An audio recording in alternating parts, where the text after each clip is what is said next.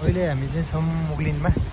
ट्याक्कै यो मुगलिनको दाहिने साइडको चाहिँ पुरानो पुल हो यो, यतापट्टि देब्रे साइडको चाहिँ नयाँ पुल। र यहाँ मैले फेरि आउँदाखेरि ट्याक्क लाएर गन्धर्व दाइले पनि भेटेँ। उहाँलाई मैले पहिला पनि भेटेको थिएँ र यसपालि पनि भेटेको बेला यसो 2 शब्द कुराकानी गरौँ भनेर।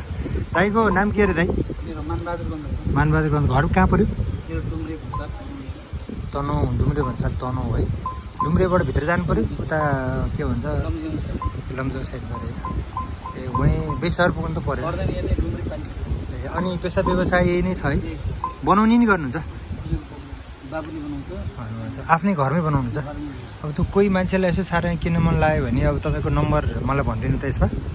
98 त्यो तपाईँ अर्डर अनुसारको पनि बनाउनुहुन्छ? ए ठुलो सानो काठ कुन प्रयोग गर्नुहुन्छ?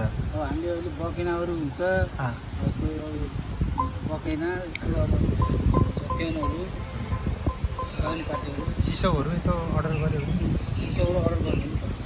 ल ठिकै छ। अब अहिले म पनि यसो पोखरा जान भनेर हिँडेको है। यसो छोटो समयमा तपाईँसँग भेट भइहाल्यो। एउटा सानो तपाईँलाई मनपर्ने गीत गाउँदै बजाउँदै सुनाइदिनु नि त ल है।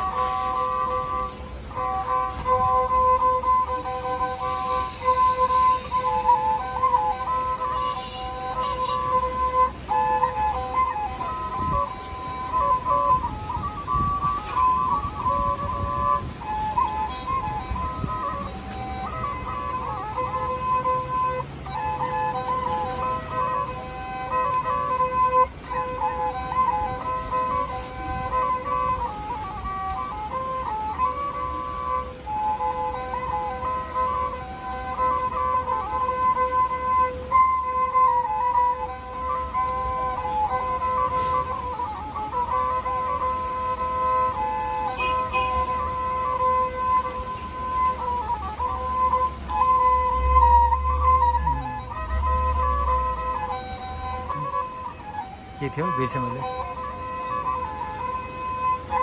तपाईँले एउटा गाइदिनु पनि हुन्छ? ए हो सानो आयो है।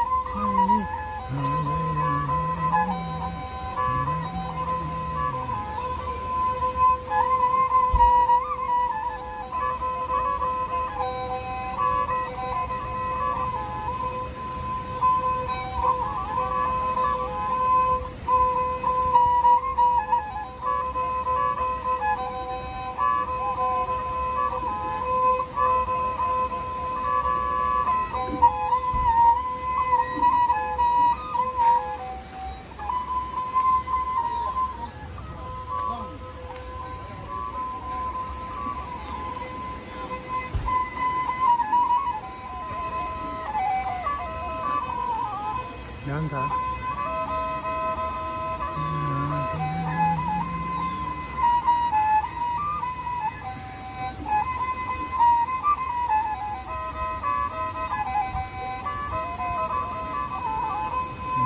गीतहरू यसो सुनेर भाकामा अटोमेटिक बजाउन सकिन्छ है।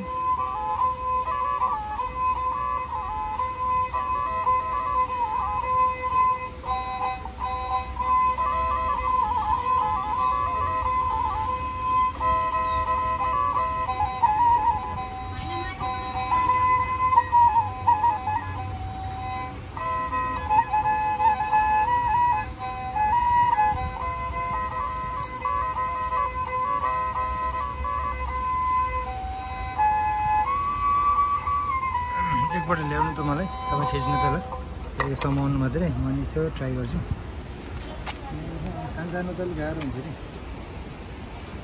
सुनिराभरिमा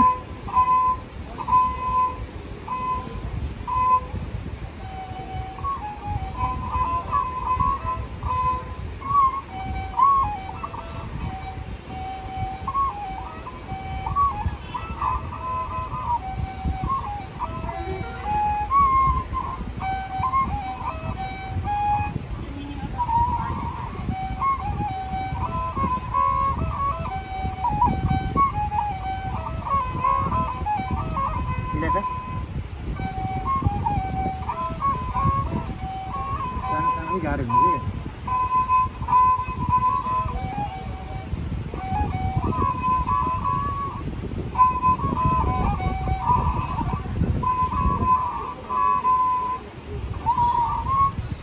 ठिकै छ नि त भाइ यसको दाम चाहिँ कति पर्छ त हामीले 1500 दिन्छ यो छालामा पनि अनि पालिस लगाइदिनु भयो हजुर धन्यवाद धेरै धेरै है कुरा गरिदिनु भयो समय दिनुभयो ल थ्याङ्क यू सो मच हेर्नुहोस् माथि चट्ट चितवनबाट गाडीहरू आइरहेछ माथिको बाटो चितवन जाने दाहिनेपट्टि पुल पुरानो पुल एयरपट्टि पुल नयाँ पुल ल दाइ धेरै धेरै धन्यवाद है त